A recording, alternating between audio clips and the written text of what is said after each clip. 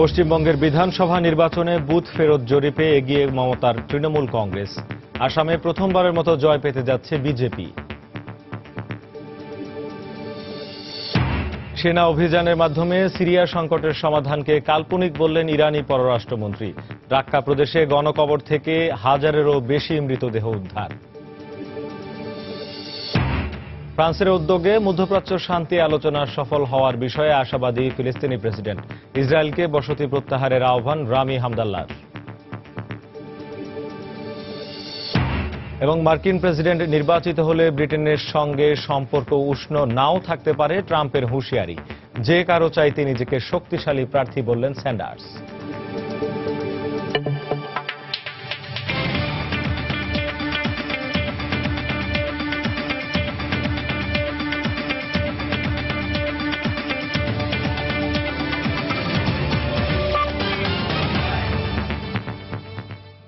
আন্তর্জাতিক সময়ের সঙ্গে আছি আমি শেখ জায়েদ।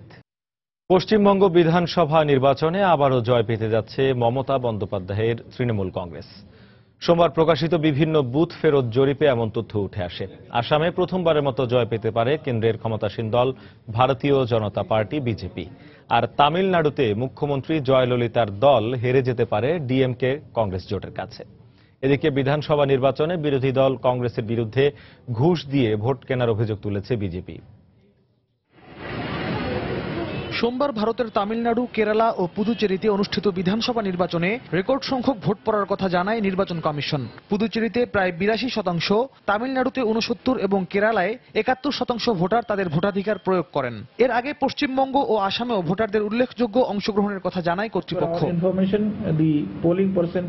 5 রাজ্যে 6 দফার ভোট গ্রহণ শেষ হতে না হতেই বুথ ফেরত জরিপ প্রকাশ করতে শুরু করেছে ভারতের বিভিন্ন গণমাধ্যম। C voter, news X, news nation, India Today, NDTV প্রকাশিত আলাদা জরিপে ভিন্ন ভিন্ন তথ্য উঠে এলেও এগুলোর সার্বিক পর্যবেক্ষণে দেখা যায় পশ্চিমবঙ্গ বিধানসভা নির্বাচনে এবারও জয় পেতে পারে ক্ষমতাসীন তৃণমূল কংগ্রেস।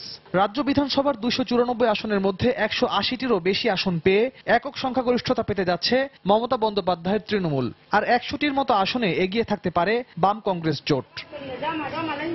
সমীক্ষার ফল অনুযায়ী বাংলাদেশ সীমান্তবর্তী ভারতের আরেক রাজ্য আসামে ক্ষমতাসীন কংগ্রেসের এবার পরাজয়ের আশঙ্কা করা হচ্ছে। সেখানে 126 আসনের মধ্যে 70টিরও বেশি আসনে জয় পেয়ে প্রথমবারের মতো সরকার গঠনের সম্ভাবনা রয়েছে কেন্দ্রের ক্ষমতাসীন দল বিজেপির। আর এমনটা হলে নির্বাচন পূর্ববর্তী ঘোষণা অনুযায়ী সেখানকার অবৈধ বাংলাদেশিদের বহিষ্কার করতে পারে পরবর্তী রাজ্য সরকার। কেরালায় কংগ্রেস নেতৃত্বাধীন ইউডিএফ জোটকে হারিয়ে ক্ষমতায় আসতে পারে সিপিএম নেতৃত্বাধীন এলডিএফ জোট। তামিলনাড়ুতে রাজ্যসভার 234 আসনের মধ্যে 100 আসনে জয় পেয়েও পরাজিত হতে পারে মুখ্যমন্ত্রী জয়ললিতার দল এআইএডিএমকে। আর 120 থেকে 130 আসন পেয়ে জয় পাওয়ার সম্ভাবনা রয়েছে ডিএমকে কংগ্রেস জোটের। তবে ইন্ডিয়া টিভি ও সি ভোটার পরিচালিত জরিপের তথ্যানুযায়ী আবারও ক্ষমতায় আসতে পারেন জয়ললিতা। এদিকে কংগ্রেসের বিরুদ্ধে নির্বাচনী আচরণবিধি লঙ্ঘনের অভিযোগ এনে সোমবার নির্বাচন কমিশনে অভিযোগ করে বিজেপি। ভোটারদের টাকা পয়সা দিয়ে মত পরিবর্তনের চেষ্টা করেছে সে বিষয়ে আমাদের কাছে প্রমাণ রয়েছে। আশা করি নির্বাচন কমিশন এ বিষয়ে যথাযথ ব্যবস্থা নেবেন। এছাড়া পশ্চিমবঙ্গেও বিভিন্ন সহিংসতার কারণে ভোটাররা সমস্যার সম্মুখীন হয়েছেন। ফল প্রকাশের আগে এসব বিষয়ে আইনি সমাধান হওয়া উচিত। সব জল্পনা কল্পনার অবসান ঘটিয়ে আগামী 19 মে ভারতের 5 রাজ্যের বিধানসভা নির্বাচনের চূড়ান্ত ফল প্রকাশ করবে নির্বাচন কমিশন। রিয়াদুল ইসলাম, সময় সংবাদ। ভারতের পাঞ্জাবে খাদ্যশস্য কেলেঙ্কারির প্রতিবাদ জানিয়ে রাজ্য সরকার বিরোধী বিক্ষোভ করেছে আম আদমি পার্টি এএপি সমর্থকরা।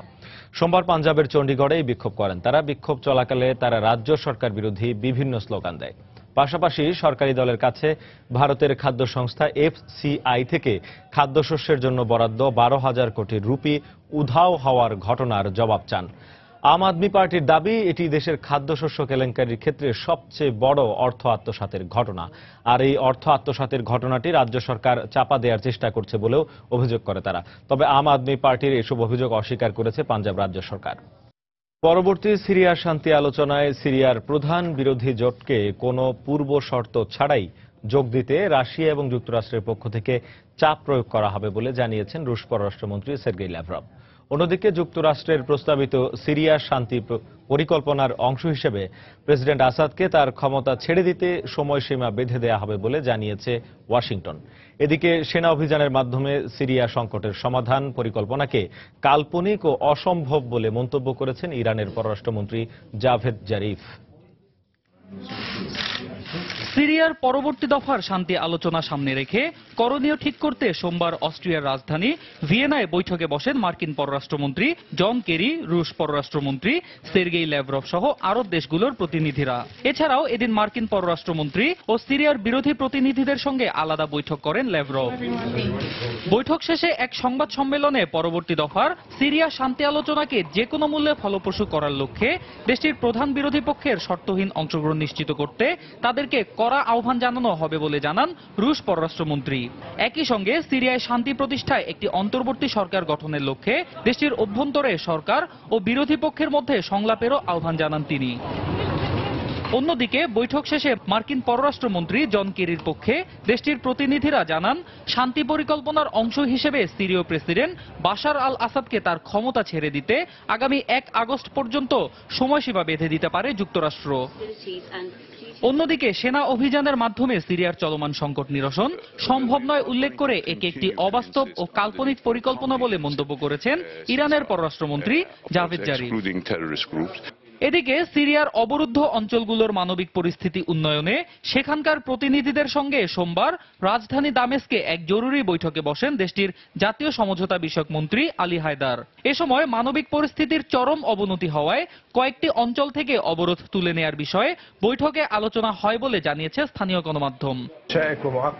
অবরুদ্ধ অঞ্চলগুলোর বর্তমান পরিস্থিতি খুবই জটিল আকার ধারণ করেছে, যার সমাধান আসলে সত্যি কঠিন। এই পরিস্থিতি সিরীয় সরকার তৈরি করেনি, সশস্ত্র বিদ্রোহীরাই আসলে চলমান সংকটময় পরিস্থিতির জন্য দায়ী। তারা অবরুদ্ধ অঞ্চলগুলোতে চরম মানবিক সংকট সৃষ্টি করে এটা নিয়ে রাজনীতি করছে। পরিস্থিতির উন্নয়নে সব পক্ষের সঙ্গে আলোচনার মাধ্যমে একটি চুক্তিতে পৌঁছানোর চেষ্টা করছি আমরা, যাতে মাদায়া সহ অবরুদ্ধ অঞ্চলগুলো পুনরায় স্বাভাবিক অবস্থায় ফিরে আসে। এদিকে এত কিছুর পরও সিরিয়ায় থেমে নেই সংঘাত আর সহিংসতা। সোমবারও দেশটির উত্তরাঞ্চলীয় আলেপ্পো প্রদেশের বেশ কয়েকটি অঞ্চলে আইএস জঙ্গিদের সঙ্গে আসাদ বিরোধী বিদ্রোহীদের রক্তক্ষয়ী সংঘর্ষ হয়েছে। এছাড়াও এদিন আলেপ্পোর বেশ কয়েকটি প্রত্যন্ত এলাকায় আইএসের অবস্থান লক্ষ্য করে চালানো মার্কিন ও তুর্কি বিমান হামলায় অন্তত 27 জঙ্গি নিহত হয়েছে বলে দাবি করেছে তুর্কি গণমাধ্যম। অন্যয় কর্মকার, সময় সংবাদ। সিরিয়ার উত্তরাঞ্চলীয় রাক্কা প্রদেশের একটি গণকবরে সহস্রাধিক মৃতদেহের সন্ধান পাওয়া গেছে বলে জানিয়েছে আন্তর্জাতিক গণমাধ্যম। তুর্কি সীমান্তবর্তী সালুক শহরে কুর্দি যোদ্ধারা এই গণকবরের সন্ধান পান বলে গণমাধ্যমের ওই খবরে জানানো হয়। ধারণা করা হচ্ছে গত ফেব্রুয়ারি মাসে শহরটির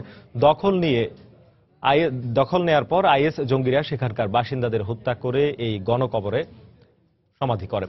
হত্যার পূর্বে ওইসব বাসিন্দাদের উপর বর্বর নির্যাতন চালানো হয় বলে আশঙ্কা করছে কুর্দি যোদ্ধারা। এদিকে সন্ধান পাওয়া মৃতদেহগুলোর মধ্যে বহু সংখ্যক নারী ও শিশু রয়েছে বলে জানা গেছে। গত মার্চে সুলুক শহরের পুনর্দখল নেয় কুর্দি যোদ্ধারা। এর আগে গত এপ্রিলে আইএসের কাছ থেকে সিরিয়ার অন্যতম প্রাচীন ঐতিহ্যের নিদর্শন পালমিরা শহর পুনরুদ্ধারের পর আরও একটি গণকবরের সন্ধান পান সিরীয় যোদ্ধারা।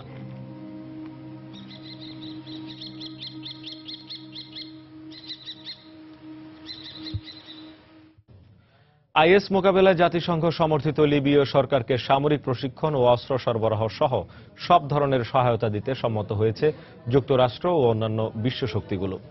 অস্ট্রিয়ার ভিয়েনায় অনুষ্ঠিত এক বৈঠকের পর জাতিসংঘের অস্ত্র নিষেধাজ্ঞা শিথিলে লিবিয়ার আবেদনের প্রতি বিশ্ব শক্তিগুলোর সমর্থনের কথা জানান মার্কিন পররাষ্ট্রমন্ত্রী জন কেরি।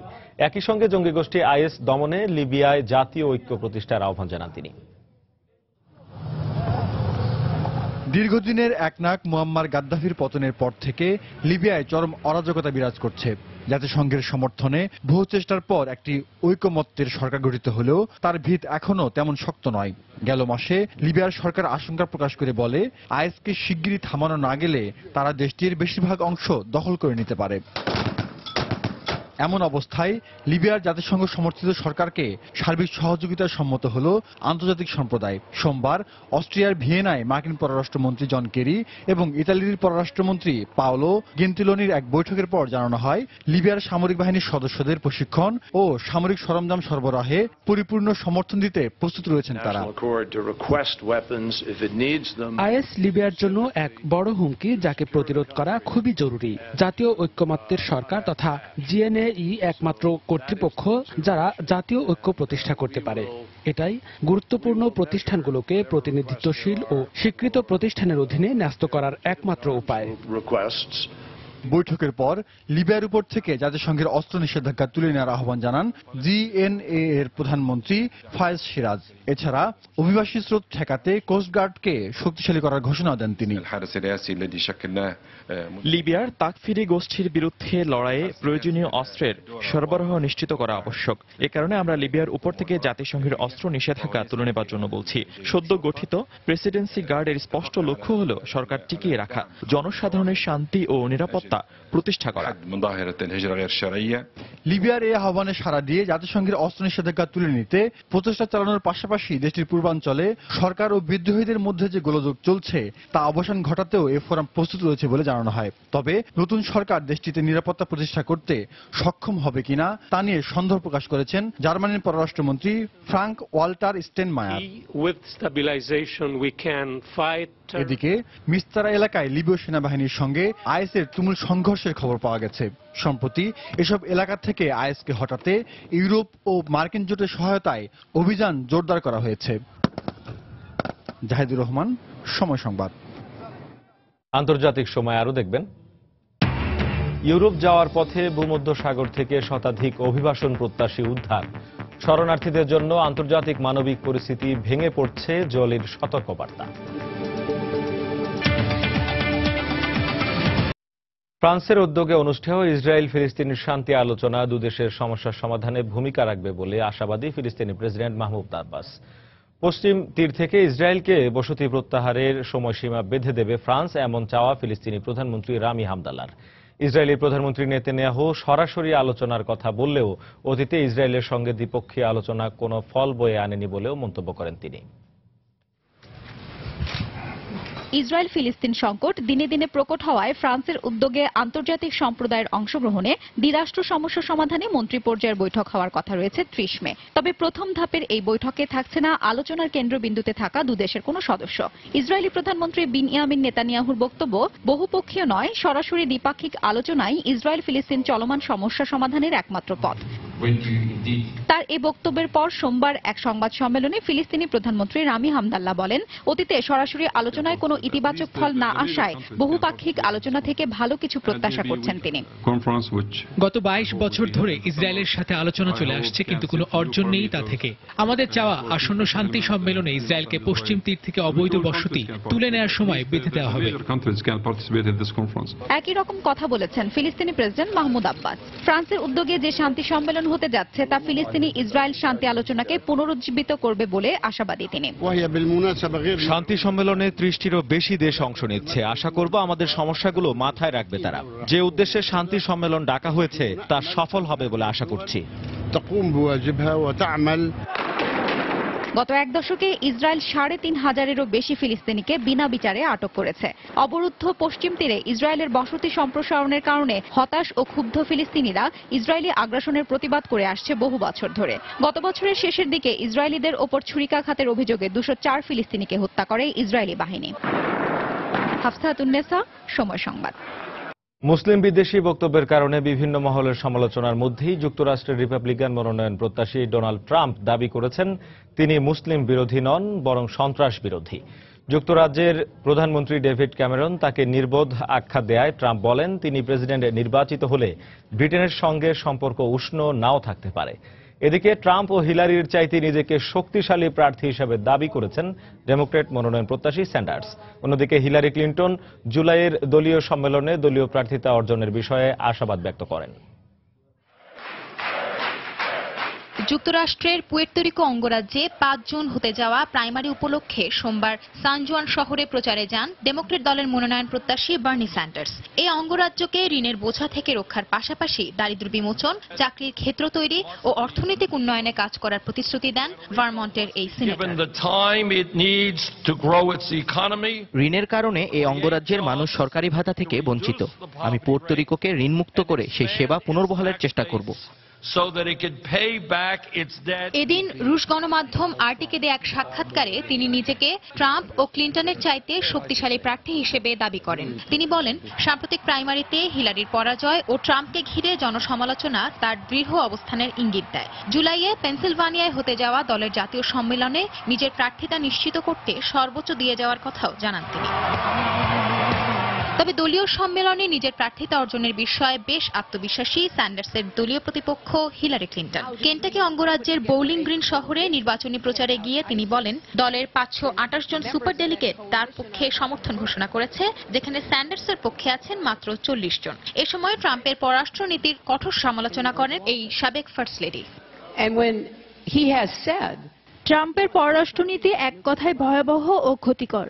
যে ব্যক্তি তার নির্বাচনী প্রচারে মুসলিম সম্প্রদায়কে দমন করার কথা বলেন, তিনি প্রেসিডেন্ট হলে দেশের পরিস্থিতি কি হবে তা একবার ভেবে দেখুন। তবে আইটিভিকে দেয়া এক সাক্ষাৎকারে ট্রাম্প নিজেকে মুসলিম বিরোধী নয়, বরং সন্ত্রাস বিরোধী বলে জানান। এ সময় তিনি ইসলামী জঙ্গিদের ধরতে মুসলিম পুলিশদের সহযোগিতা কামনা করেন। এদিকে যুক্তরাষ্ট্রে মুসলমানদের প্রবেশের সাময়িক নিষেধাজ্ঞা আরোপের বিষয়ে ট্রাম্পের আহ্বানকে বোকামি, সাম্প্রদায়িক ও অন্যায় বলে আখ্যা দিয়েছেন যুক্তরাজ্যের প্রধানমন্ত্রী ডেভিড ক্যামেরন। এর প্রতিক্রিয়ায় ট্রাম্প বলেন, তিনি প্রেসিডেন্ট হলে যুক্তরাজ্যের সঙ্গে সম্পর্ক ভালো নাও হতে পারে। এছাড়া মূর্খ সম্বোধন করায় লন্ডনের মেয়র সাদিক খানকে ক্ষমা করবেন না বলেও জানান মার্কিন এই ধনকুবের। সঞ্জনা চৌধুরী, সময় সংবাদ।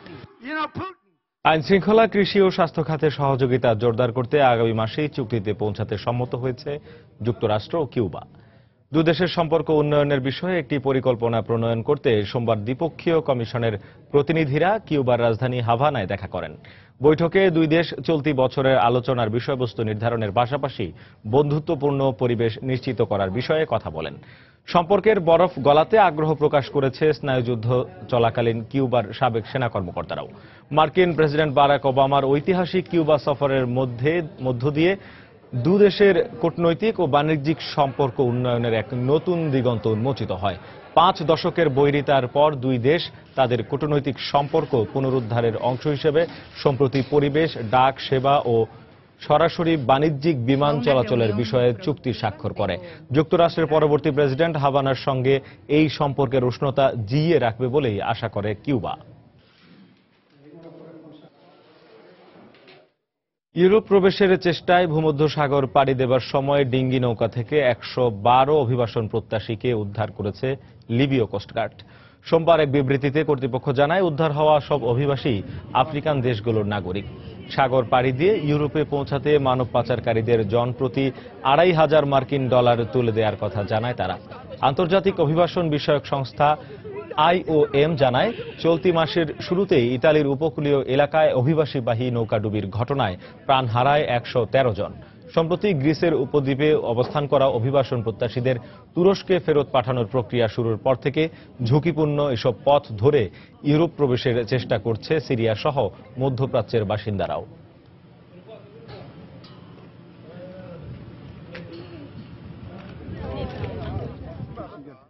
শরণার্থীদের জন্য আন্তর্জাতিক মানবিক পরিস্থিতির দিন দিন অবনতি হচ্ছে বলে মন্তব্য করেছেন জাতিসংঘের শরণার্থী বিষয়ক সংস্থা UNHCR এর বিশেষ দূত হলিউড তারকা অ্যাঞ্জেলিনা জোলি। বিবিসিকে দেয়া এক সাক্ষাৎকারে কথা বলেন তিনি। জোলি আরো বলেন, শরণার্থী সংকট এখন বৈশ্বিক সমস্যা। এদিকে জাতিসংঘের একজন মানবাধিকার বিশেষজ্ঞ বলছেন, শরণার্থী সমস্যা মোকাবেলায় ইউরোপীয় ইউনিয়নের দূরদর্শিতার অভাব রয়েছে। মানবাধিকার ভিত্তিক দীর্ঘমেয়াদী শরণার্থী নীতির প্রয়োজন বলে জানান তিনি।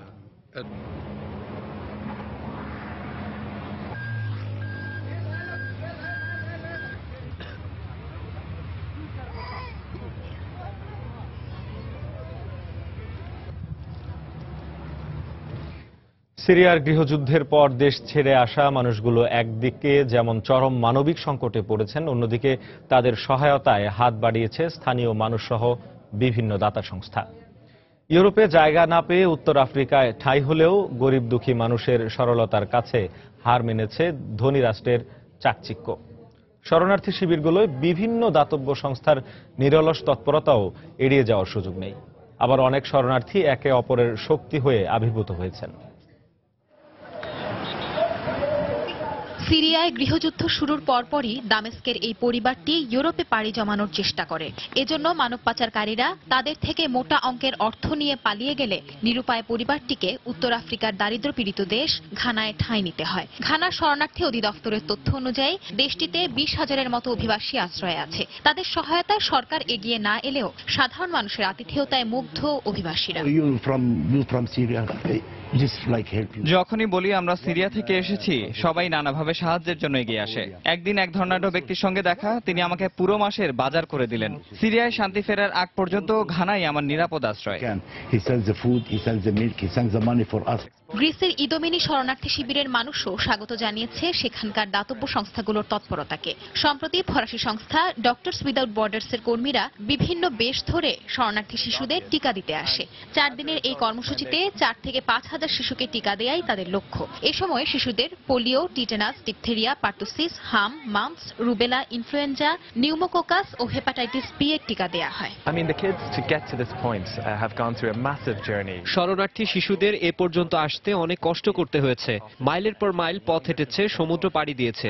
স্বাভাবিকভাবেই তারা মারাত্মক ক্লান্ত, আর এর প্রভাব স্বাস্থ্যেও পড়েছে। রোগ প্রতিরোধ ক্ষমতা কমে আসায় ডায়রিয়ার মতো রোগও ছড়িয়ে পড়ছে। শুধু টিকা কার্যক্রম নয়, নারী অভিবাসীদের সহায়তায়ও কাজ করছে অ্যাকশন এইডের মতো বিভিন্ন সংগঠন। গ্রিসের লেসবস উপকূলের কারাতেপে শরণার্থী শিবিরে যেসব নারী তাদের সন্তান সহ একা সফর করছেন, তাদের পরিবারের সঙ্গে পুনর্মিলনের জন্য, আবার যারা অবৈধভাবে প্রবেশের কারণে সাজা খেটেছেন তাদের শাস্তি কমিয়ে আনার বিষয়ে কাজ করছে সংস্থাটি। অভিবাসী নারীদের প্রয়োজনীয় উপকরণ সরবরাহের পাশাপাশি তাদের শারীরিক, মানসিক এমনকি বিনোদনের ভারও নিয়েছে অ্যাকশন এইড। আমরা চাই অভিবাসীরা যেন আশ্রয় শিবিরে স্বাস্থ্যকর ও আনন্দময় পরিবেশে থাকতে পারে। এই শরণার্থী শিবিরেই আত্মার বন্ধন গড়ে ওঠে অনেকের মধ্যে। শিহাম সিরিয়াতেই হারিয়েছেন তার স্বামী, 2 সন্তান ও সাজানো সংসারকে। ফাতিহাও অপেক্ষায় আছেন জার্মানিতে তার স্বামী সন্তানের সঙ্গে দেখা করতে। শরণার্থী শিবিরের শত অনিশ্চয়তায় এই 2 বন্ধু তাই একজন আরেকজনকে সাহস জুগিয়ে চলেছেন। সঞ্জনা চৌধুরী, সময় সংবাদ। আন্তর্জাতিক সময় আরো যা দেখবেন, মেক্সিকোর দক্ষিণ উপকূলে আটকে পড়া 24টি পাইলট টিমের মৃত্যু, 3টিকে গভীর সমুদ্রে ফিরিয়ে দিল উদ্ধারকারী দল। নেপালে আবার শুরু হওয়া নতুন সংবিধান বিরোধী বিক্ষোভের দ্বিতীয় দিনে মদেশী সহ বিভিন্ন সংখ্যালঘু সম্প্রদায়ের সমর্থকদের সঙ্গে পুলিশের সংঘর্ষ হয়েছে। পুলিশ জানায়, নতুন গৃহীত সংবিধান বাতিলের দাবিতে সোমবার রাজধানী কাঠমান্ডুতে দেশটির প্রধানমন্ত্রী সহ অন্যান্য মন্ত্রীদের কার্যালয়ের সামনে বিক্ষোভ করে আন্দোলনকারীরা। নতুন সংবিধানের কারণে তাদের রাজনৈতিক অধিকার খর্ব হবে বলে অভিযোগ করে আসছে তারা। বিক্ষোভ চলাকালে পুলিশ তাদের বাধা দিলে দুপক্ষের মধ্যে ব্যাপক সংঘর্ষ হয়। এতে আহত হয় বেশ কয়েকজন। গত বছরের সেপ্টেম্বরে নতুন সংবিধান প্রণয়নের পর থেকে দেশটিতে বিক্ষোভ করে আসছে সংখ্যালঘু সম্প্রদায়ের সমর্থকরা। গত 8 মাসে সংবিধান বিরোধী এই বিক্ষোভে 50 জনেরও বেশি মানুষ নিহত হয়েছেন।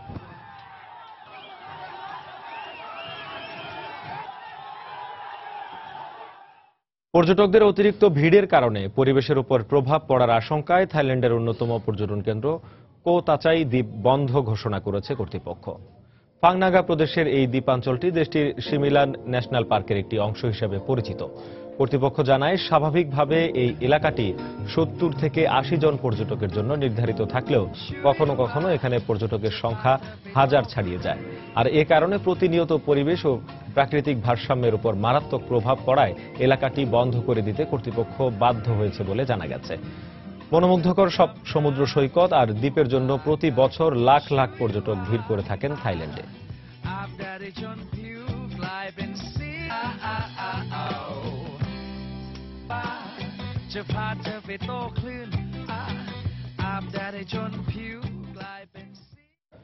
গত বছর থাইল্যান্ডে ভয়াবহ বোমা হামলার দায়ে অভিযুক্ত চীনের উইঘুর মুসলিম সম্প্রদায়ের 2 জন নিজেদের নির্দোষ বলে দাবি করেছেন। ব্যাংককের সামরিক আদালতের বাইরে গণমাধ্যমের কাছে তারাই দাবি করেন।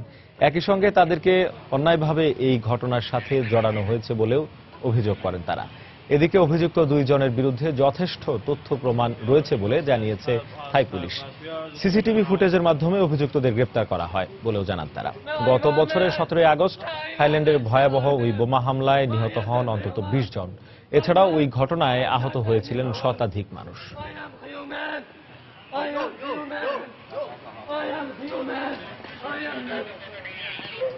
বিতর্কিত নগর্নো কারবাখ অঞ্চলের সংঘাত বন্ধে যুদ্ধবিরতি ও শান্তিপূর্ণ সমাধানে পৌঁছার বিষয়ে একমত হয়েছে আর্মেনিয়া ও আজারবাইজান। সোমবার অস্ট্রিয়ার রাজধানী ভিয়েনায় 2 দেশের প্রেসিডেন্টের সঙ্গে বৈঠক করেন যুক্তরাষ্ট্রের পররাষ্ট্রমন্ত্রী জন কেরি ও রাশিয়ার পররাষ্ট্রমন্ত্রী সের্গেই ল্যাভরভ। আর্মেনিয়ার প্রেসিডেন্ট সার্জ সাকসিয়ান ও আজারবাইজানের প্রেসিডেন্ট ইলহাম আলিয়েভ প্রথমবারের মতো কোনো বৈঠকে অংশ নিলেন।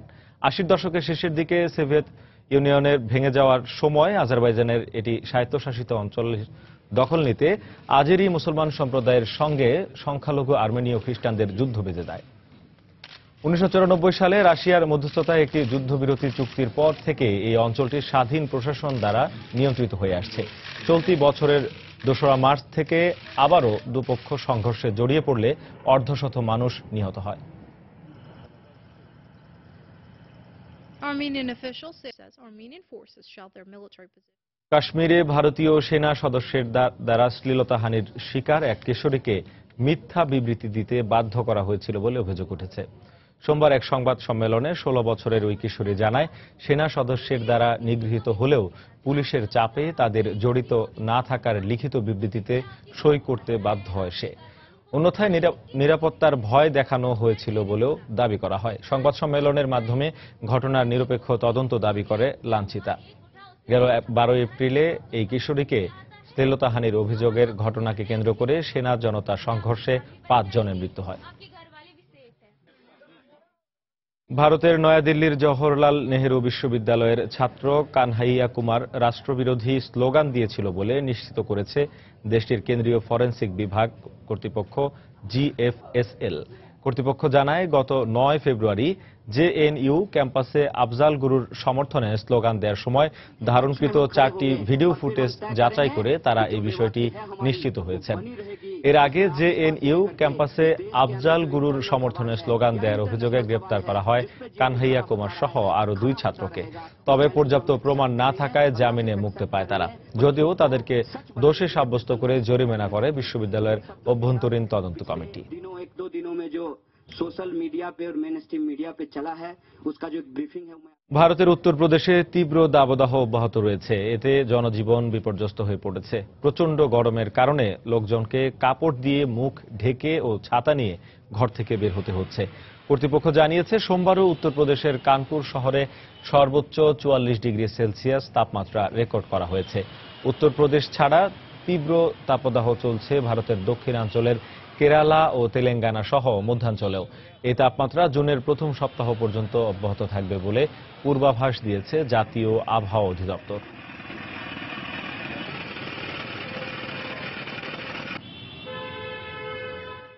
দক্ষিণ আমেরিকার দেশ পেরুতে গত 2 দিন আলাদা 2টি সড়ক দুর্ঘটনায় 26 জনের মৃত্যু হয়েছে। স্থানীয় গণমাধ্যমের বরাত দিয়ে রয়টার্স জানায়, সোমবার রাজধানী লিমায় একটি যাত্রীবাহী বাস নিয়ন্ত্রণ হারিয়ে খাদে পড়ে গেলে ঘটনাস্থলেই 16 জনের মৃত্যু হয়। এর আগে রোববার উত্তরাঞ্চলীয় কাজমার্কা শহরে 2টি যাত্রীবাহী বাস একে অপরকে অতিক্রম করার সময় তৃতীয় আরেকটি বাস বিপরীত দিক থেকে আসলে চালকরা দ্বিধাগ্রস্ত হয়ে পড়েন। পরে সংঘর্ষে 10 জন নিহত হয়। পেরুর পাহাড়ি এলাকার কোল ঘেঁষে ঝুঁকিপূর্ণ বাঁক দেয়া রাস্তাগুলোয় প্রায়ই দুর্ঘটনা ঘটে। তবে যানবাহনের রক্ষণাবেক্ষণের অভাব ও মহাসড়কে যান চলাচলের কঠোর আইন না থাকাকেই দুর্ঘটনার প্রধান কারণ বলে দুষছেন স্থানীয়রা। প্রথমবারের মতো রুশ ভূখণ্ড থেকে পাঠানো উপগ্রহের ভিডিও প্রকাশ করেছে মস্কো। রাশিয়ার পূর্বাঞ্চলীয় আমুর রাজ্যের ভাস্টোচনি কসমোড্রোম স্পেস সেন্টার থেকে 28 এপ্রিল 3টি উপগ্রহ মহাকাশে পাঠানো হয়। প্রতিরক্ষা মন্ত্রণালয়ের বরাতে রাশিয়ার স্থানীয় গণমাধ্যম জানায়, সোয়ুজ 2 নামে এই রকেট ব্যবহার করে পাঠানো উপগ্রহগুলো সফলভাবে আলাদা হয়ে নির্ধারিত সময়ে তার কক্ষপথে অবস্থান করে। একই সাথে 3টি উপগ্রহ একটি রকেট বহন করে বলে জানায় তারা। এর আগে গত বছর ডিসেম্বরের 11 তারিখ উপগ্রহ পাঠানোর কথা থাকলেও পরবর্তীতে তারিখ পরিবর্তন করা হয়।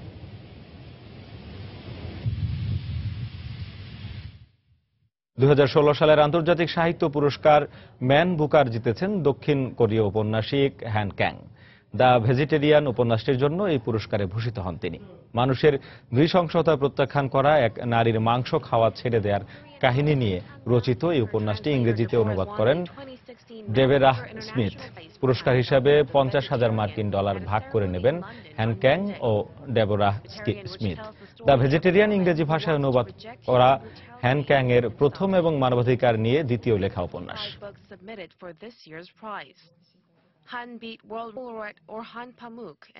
ভারতের গুজরাটে 150 ফুট গভীর কূপে পড়ে যাওয়া একটি এশিয়াটিক সিংহকে উদ্ধার করেছে বন বিভাগের কর্মকর্তারা। গুজরাটের জুনাগড় শহরে গির ন্যাশনাল পার্কে থাকা সিংহটি খাবারের খোঁজে বের হলে এই ঘটনা ঘটে। খবর পেয়ে বন বিভাগের কর্মকর্তারা উদ্ধারকর্মী নিয়ে ঘটনাস্থলে জড়ো হয়। প্রায় 6 ঘন্টার চেষ্টায় পরে তারা সিংহটিকে উদ্ধার করতে সক্ষম হন। গির ন্যাশনাল পার্ক এশিয়াটিক সিংহের জন্য পরিচিত।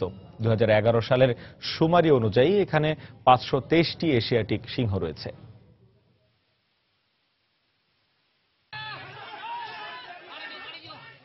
মেক্সিকোর সান ফিলিপ বন্দরের দক্ষিণাঞ্চলের সমুদ্র উপকূলে আটকা পড়েছে প্রায় 30টি পাইলট তিমি।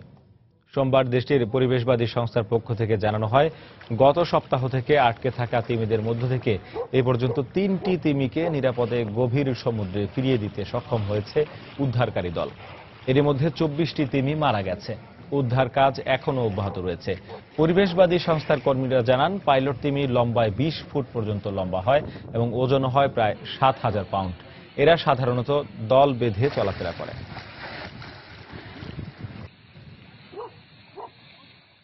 এই পর্যায়ে আবারও জানিয়ে দিচ্ছি আন্তর্জাতিক সময়ের শীর্ষ সংবাদগুলো। পশ্চিমবঙ্গের বিধানসভা নির্বাচনে বুথ ফেরত জরিপে এগিয়ে মমতার তৃণমূল কংগ্রেস। আসামে প্রথমবারের মতো জয় পেতে যাচ্ছে বিজেপি। সেনা অভিযানের মাধ্যমে সিরিয়া সংকটের সমাধানকে কাল্পনিক বললেন ইরানি পররাষ্ট্রমন্ত্রী। রাক্কা প্রদেশে গণকবর থেকে 1000-এরও বেশি মৃতদেহ উদ্ধার। ফ্রান্সের উদ্যোগে মধ্যপ্রাচ্য শান্তি আলোচনা সফল হওয়ার বিষয়ে আশাবাদী ফিলিস্তিনি প্রেসিডেন্ট। ইসরায়েলকে বসতি প্রত্যাহারের আহ্বান রামি হামদাল্লার। এবং মার্কিন প্রেসিডেন্ট নির্বাচিত হলে ব্রিটেনের সঙ্গে সম্পর্ক উষ্ণ নাও থাকতে পারে, ট্রাম্পের হুঁশিয়ারি। যে কারো চাইতে নিজেকে শক্তিশালী প্রার্থী বললেন স্যান্ডার্স। এই ছিল আন্তর্জাতিক সময়। যে কোনো খবর পেতে ভিজিট করুন সময়নিউজ.tv। সঙ্গে থাকুন সময়।